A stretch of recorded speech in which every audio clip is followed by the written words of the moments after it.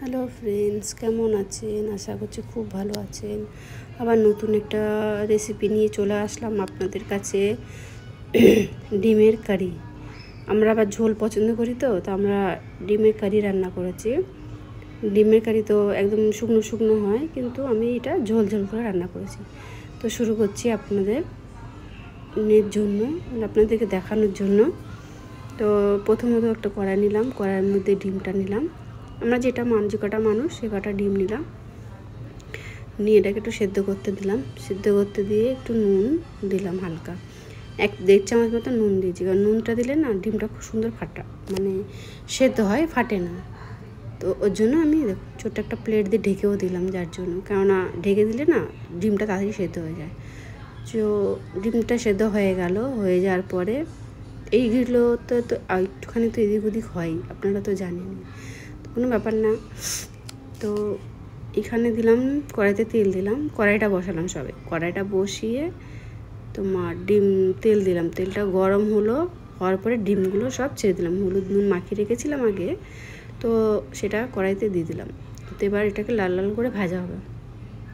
লাল লাল মানে কি, একটু কড়া ভাজা হবে, কারণ আমি কড়া ভাজা খেতে খুব ভালোবাসি। তো কড়া ভাজাই আমার খুব ভালো লাগে। তো ডিমটা ভাজা হচ্ছে ডিমটা। তো দেখুন,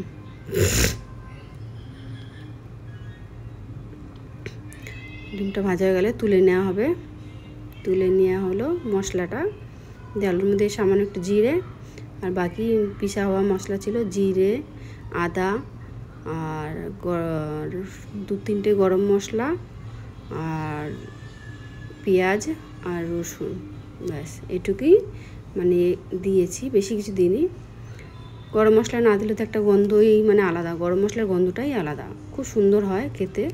টেস্ট আমার খুব ভালো লাগে, গরম মশলার গন্ধ আর গরম মশলার তরকারি খেতে খুব ভালো লাগে আমার। যাই হোক, আপনাদের সাথে অনেক অনেক কথা বললাম।